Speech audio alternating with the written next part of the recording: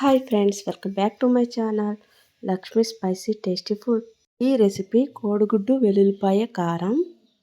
ఈ రెసిపీ చాలా బాగుంటుందండి. కర్రీని ఒకసారి ఇలా వెరైటీగా ట్రై చేయండి. దీనికి మసాలా రెడీ చేసుకుందాం. 1 స్పూన్ మిరియాలు, 4 లవంగాలు, 2 యాలకులు తీసుకోవాలి. 1 స్పూన్ ధనియాలు తీసుకోవాలి. 1 స్పూన్ జీలకర్ర కూడా తీసుకోవాలి.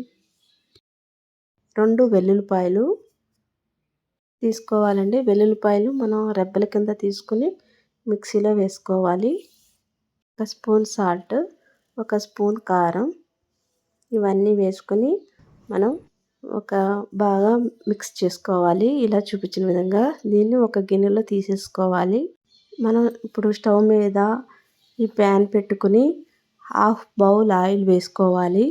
2 ఉల్లిపాయలు తీసుకున్నానండి. ఇవి సన్నగా కట్ చేసుకుని దీనిలో ఆయిల్ కాగిన తర్వాత వేసుకోవాలి. అలాగే 4 పచ్చిమిరపకాయలు సన్నగా కట్ చేసుకుని వేసుకోవాలి. 1 స్పూన్ సాల్ట్ వేసుకోవాలి.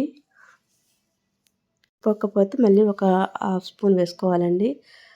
1/2 స్పూన్ పసుపు వేసుకోవాలి. ఇవన్నీ కొంచెం కరివేపాకు కూడా వేసుకోవాలి.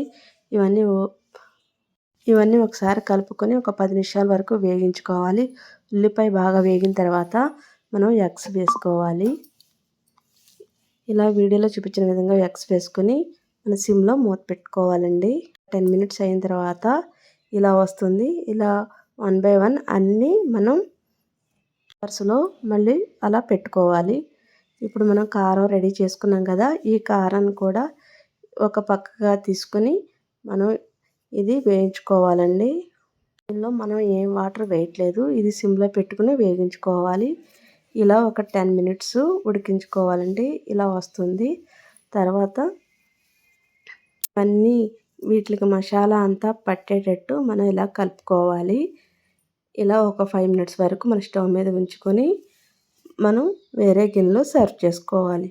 ఏనండి, ఈ కర్రీ ఎంతో సింపుల్గా అయిపోతుంది. ఈ వీడియో కనుక మీకు నచ్చినట్లయితే లైక్ చేయండి, షేర్ చేయండి, కామెంట్ చేయండి.